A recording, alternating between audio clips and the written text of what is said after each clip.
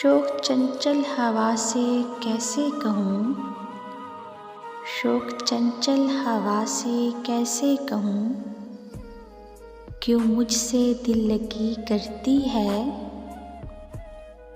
मेरी ज़रदार साड़ी का पल्लू लहराती है, मेरी ज़रदार साड़ी का पल्लू लहराती है।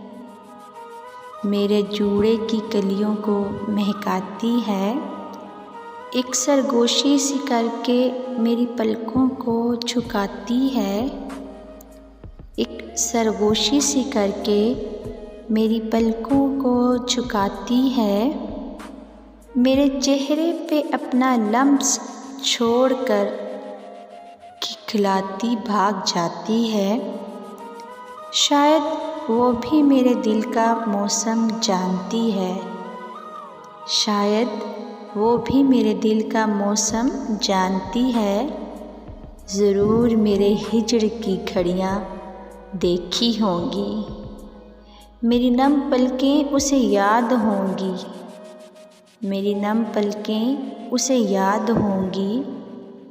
सो उसे पता है आज कोई आने वाला है,